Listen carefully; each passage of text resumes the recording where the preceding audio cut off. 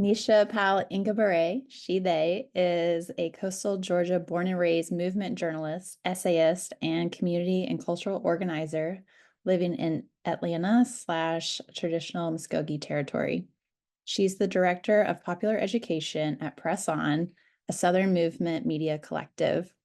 Neesha reports on the justice movements of the Black, trans, queer, and Southern communities to which she belongs and writes essays to recover her own history and the histories of her ancestors and their ancestral homes.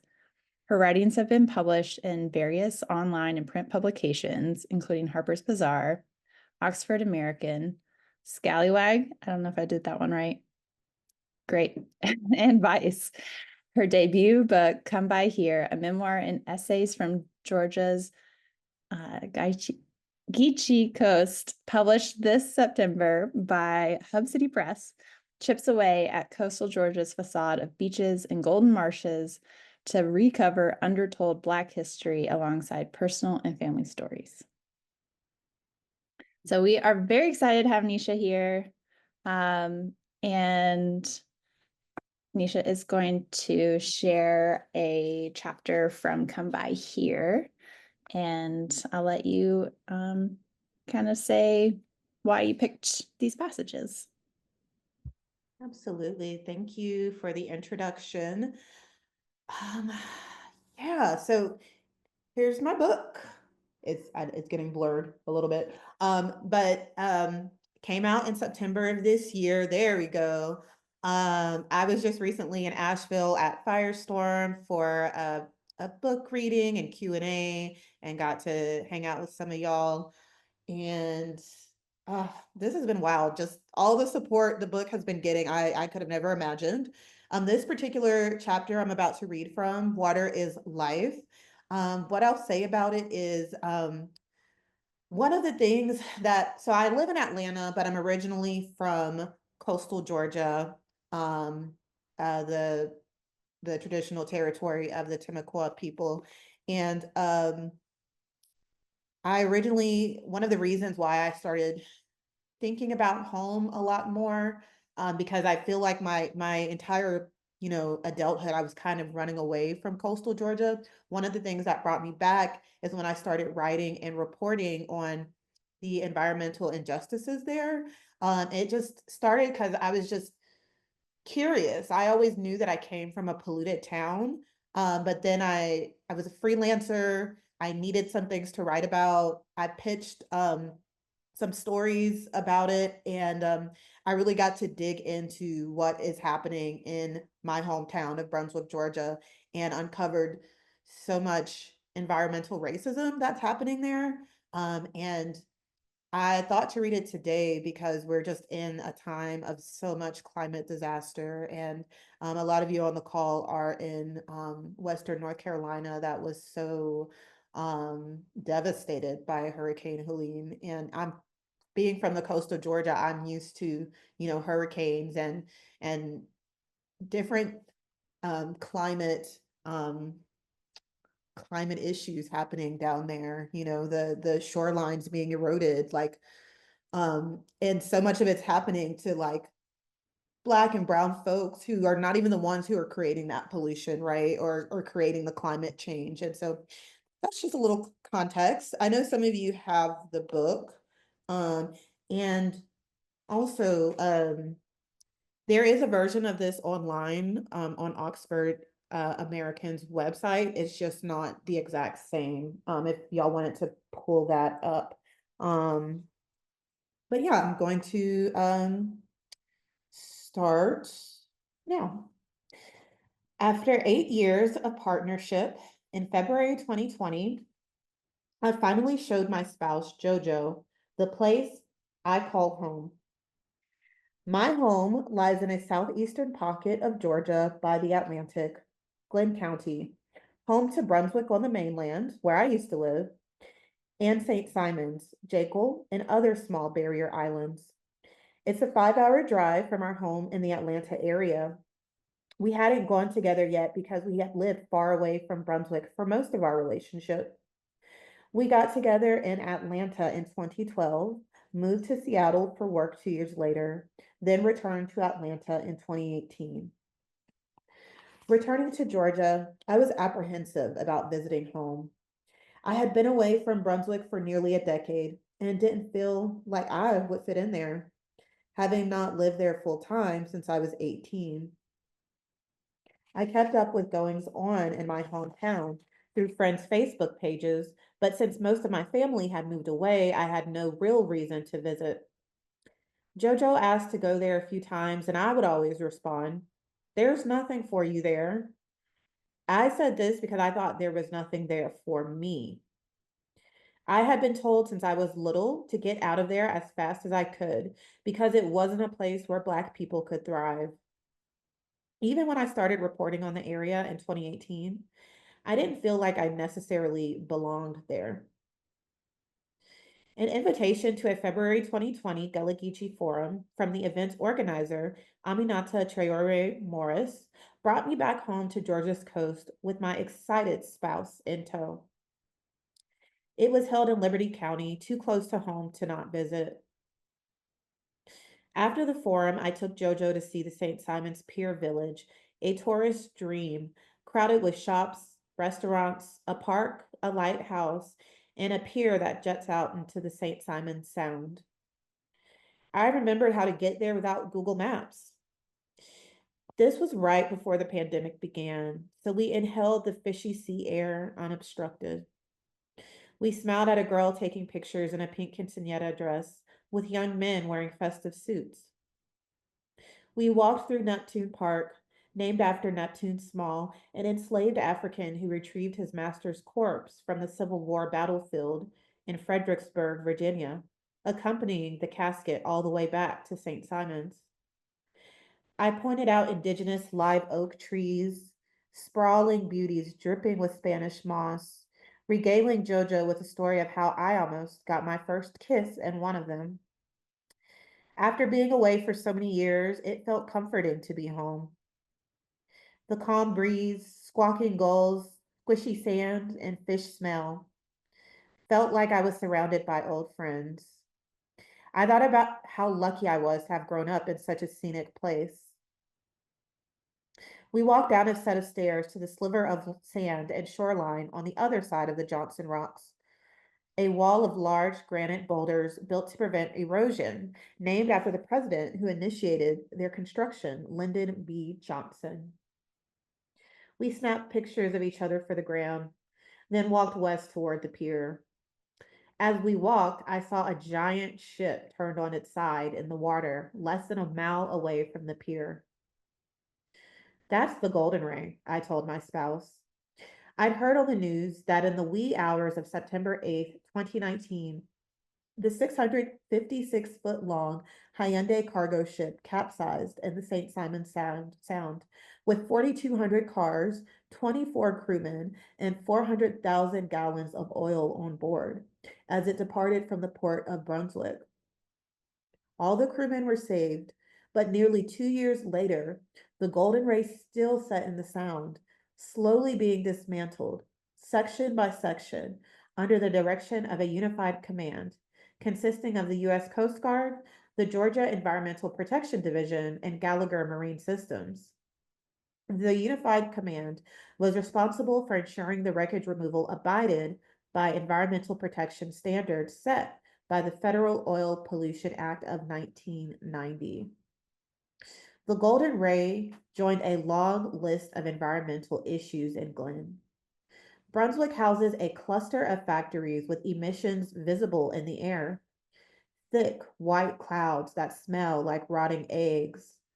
Thus, I always figured we had an air pollution problem, but I never considered the possibility of toxins in our water until researching the first story I wrote about my hometown's environmental history for Autostraddle, a site for LGBTQIA plus women and non-binary people.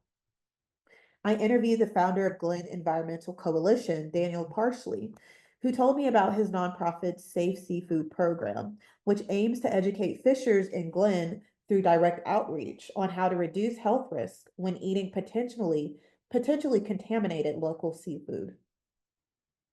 Living by the ocean had always been one of the coolest parts of growing up on Georgia's coast. Eating from those beloved waters had felt like a treat. Hearing that I and people I loved had likely eaten contaminated food back home disturbed me. I didn't like that it took me almost 30 years to find out this information. There isn't much reporting or research on the topic. Eating seafood is a way of life for Black people in coastal Georgia, who make up a majority of the region. It doesn't surprise me that this issue hasn't gotten much attention. Historically, the media and academia have ignored the problems of Black people in the Deep South. I feel like I would be letting my ancestors down if I didn't report on the toxins in our waters. In my travels down this road, I've learned more about who I am and where I come from. I've realized that my family stuffing ourselves silly with a delectable blend of freshly caught crab and shrimp, sausage, corn on the cob, and potatoes with newspaper covering the table is part of a larger culture. Our relationship with water is different from that of Black people raised inland. The more I learned about the Gullah Geechee culture from various sources, including Julie Dash's 1991 film Daughters of the Dust and the Gullah Geechee Forum that I attended, the more I suspected it applied to my maternal family, who've been rooted on the Georgia coast in Chatham, Liberty, and McIntosh counties for as long as we can remember. Coastal Georgia, along with the coastal areas of North Carolina, South Carolina, and Florida, is the home of Gullah Geechee peoples who've retained particular West African traditions and insulated communities, hybridizing them with American culture out of necessity. Some distinguish between the Gullah and the Geechee, stating the Gullah live in the Carolinas and the Geechee reside in Georgia and Florida. I'm aligned with those who see the two terms as interchangeable. The Gullah Geechee have their own distinct arts, crafts, foodways, and language. Gullah Geechee people have had an integral relationship and connection with the ocean for centuries, whether for their own livelihood and sustenance, for transportation, for supplementing their rations issued by plantation masters, the environmentalist and public historian Hermina Glass Hill told me during my reporting. It is a spiritual connection. It is a spiritual connection to the water as well. And of course, there's this historical remembrance of consciousness of the Middle Passage that they're deeply connected to. In an interview from the African American Fisherman Oral History Project, Gullah Geechee historian Griffin Lawson explained that in the past, being Geechee wasn't cool or a good way to get ahead in society. This may explain why my family disassociated themselves from this identity. We may not call ourselves Geechee, but now that I better understand the term, I see my family in it. I understand the culture to be the self-sufficient, spiritual way of life developed by descendants of enslaved West Africans on the southeastern coast of the US. Most of my relatives who fish to help sustain themselves, a Gullah Geechee tradition, have passed. Fortunately, my mother is still with us, and she shares bits of our Geechee heritage, even if she doesn't identify them as such. She recalls my grandmother's special nuggets of wisdom, such as to only eat oysters in months with names that include the letter R, and how neighbors regularly supplied her family with seafood for free that they caught on the job. She told me that my own family worked in the seafood industry in McIntosh County, where they got work at the Meridian dock heading, removing the head from shrimp, and also at a seafood processing plant. Mama laments that her grandmother wouldn't allow her to head shrimps with brother and mother. Exactly a year after first seeing the Golden Rays wreckage with my spouse, I returned to Glenn to explore how water pollution affects African American and Gullah Geechee fishing culture in the county. The trip was part of my ongoing quest to reclaim a culture that society has attempted to erase. My itinerary over that Valentine's Day weekend, shadowing safe seafood outreach to subsistence fishers with Aaron Bell, from GEC, Glen Environmental Coalition, and collaborating with photographer Kiamber Pearson. In addition to learning about and witnessing the polluted waterways, I also hope to visit Igbo Landing, a site on St. Simon's Dunbar Creek, where more than a dozen Igbo peoples from what is now Nigeria drowned themselves rather than be enslaved in May 1803. It wasn't until college that I'd come across the story of the Flying Africans, the mythologized version of the story, while writing a paper about Black history in Georgia for an African American Studies course. According to an oral history collected in the 1930s from an old Black man named Wallace Quarterman by the Federal Writers Project, after being brutally whipped by an overseer, a group of enslaved Africans got together and stuck that hoe in the field and then rose up in the sky, turned themselves into buzzards, and flew right back to Africa. My wife and I scouted out the location a few hours before Pearson's flight came in. It was a drizzly Friday evening. My GPS led us to a cul-de-sac where we were met by a white girl of about 10 sitting on a bike with a cat in her arms. My eyes darted from the girl and her cat to the palatial homes, shaded by live oaks, to a large rusty gate. Seeing no apparent sign of Igbo Landing, we drove away. And I'm going to stop there because I want there to be enough time for everything else that we've planned for tonight. But I do encourage you to read the rest of it. And if I can't drop a link to where it's published online on Oxford American, I'll make sure that y'all get that link. But yeah, I'm sorry about about my internet getting knocked out. And yeah, this essay is like a few years old now, and now when I read it, it's funny because I'm like, I would have written some things differently in it, but still all of the information in it is still really relevant. And I still really love this story because I think not enough people have shed light on how when you poison the air and the water and land, how that impacts marginalized communities who depend on the land and the water for their sustenance. And I'm going to pass the mic to Liz and Amber.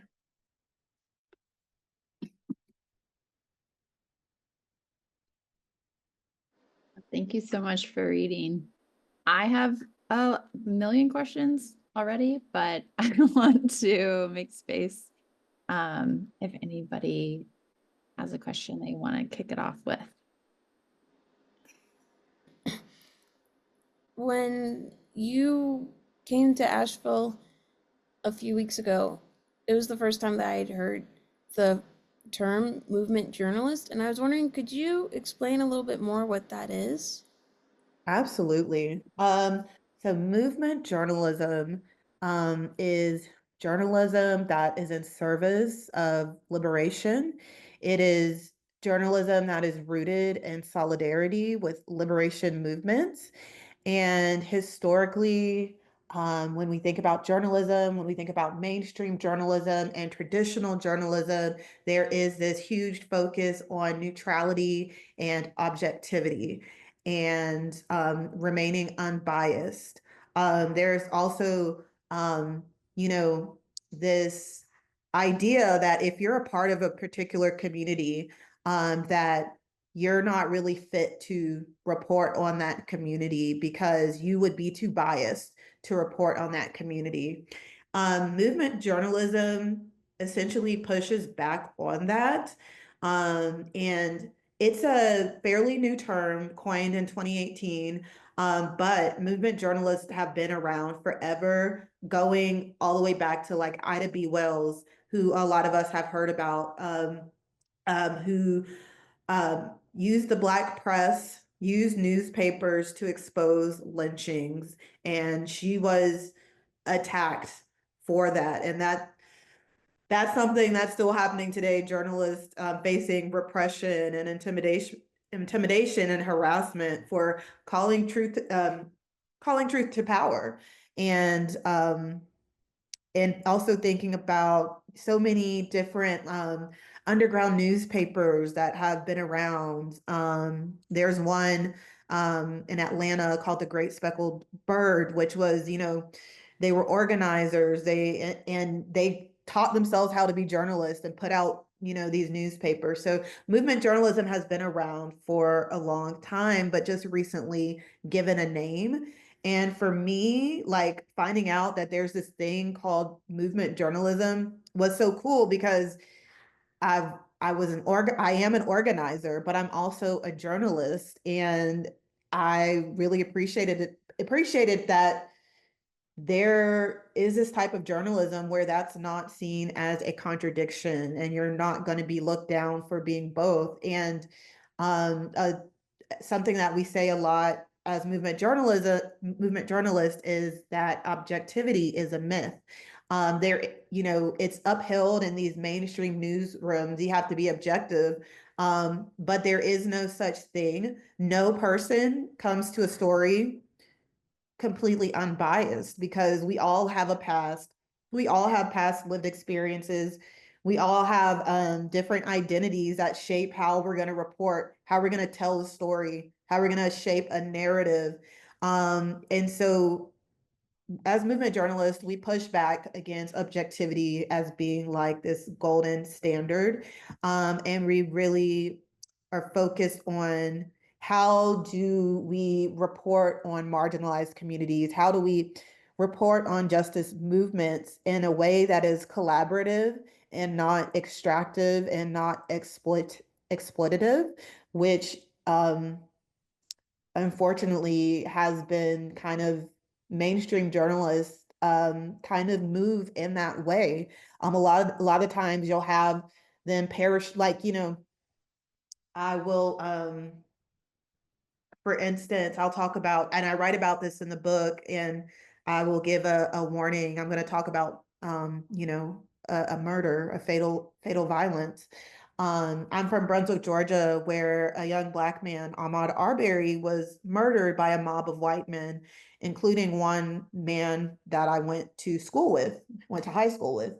And a lot of journalists come in, we call it parachuting in to get the story, but they don't know the full story. They don't have all the context. And so movement journalists, we're all about, folks from oppressed communities, marginalized communities should be able to report on those communities.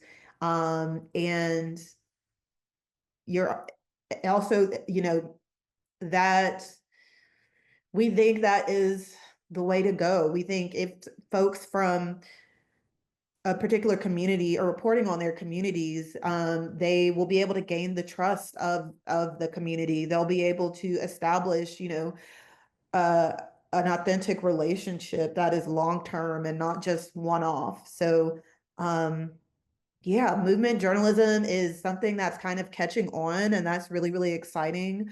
I encourage y'all to check out Press On, where I work, which is a Southern movement media collective. There are different media outlets like Prism and Scallywag and Mainline. And you can find links to a lot of those if you go to presson.media. And there are a lot of folks who are really, using that word movement journalism and identifying as movement journalist, which is exciting.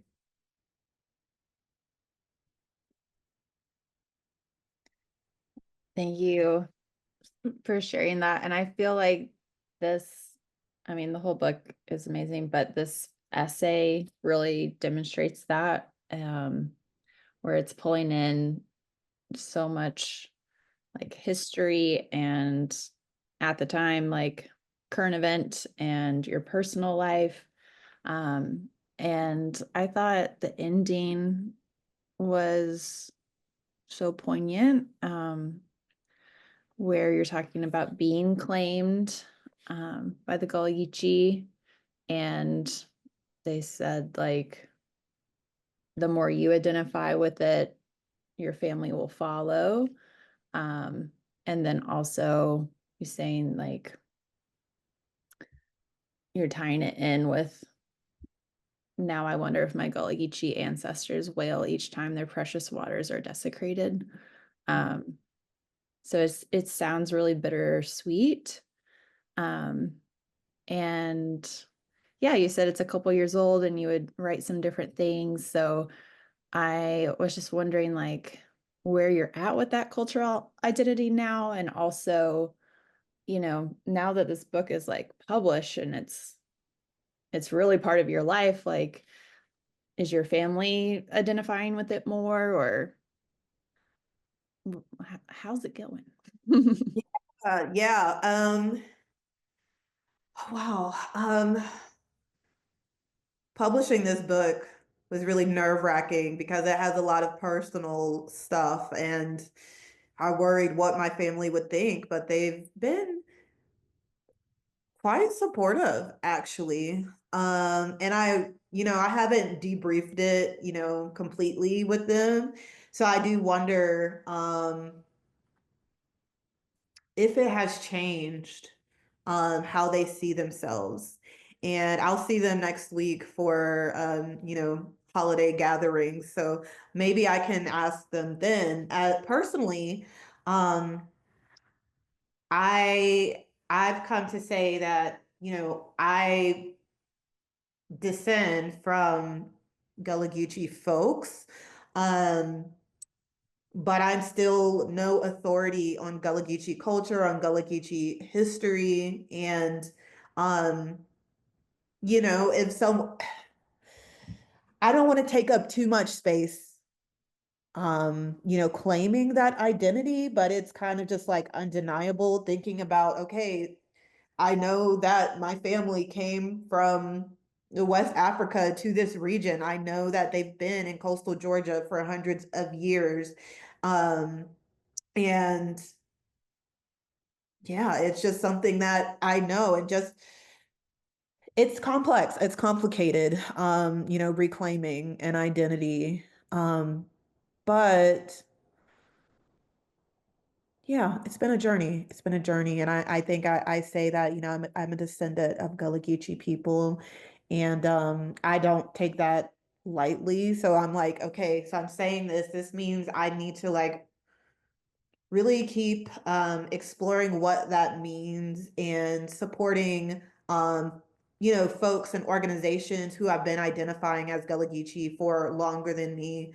That's super, super important to me.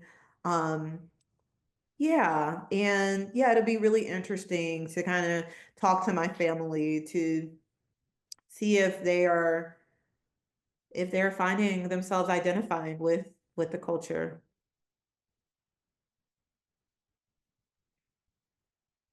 Um, I guess I will jump in here if that's okay. And I wanted to know, since you have a lot of, um, I guess nature seems to be like a motif, definitely like the connection with nature that not only you have, but your ancestors have, and the current people that live in your hometown.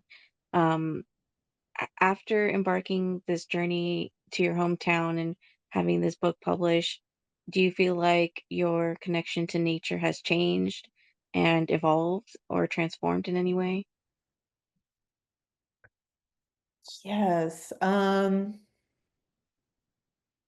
Yes. And I wish I could be out in nature more. And I really took for granted growing up by the ocean, living in landlocked Atlanta now.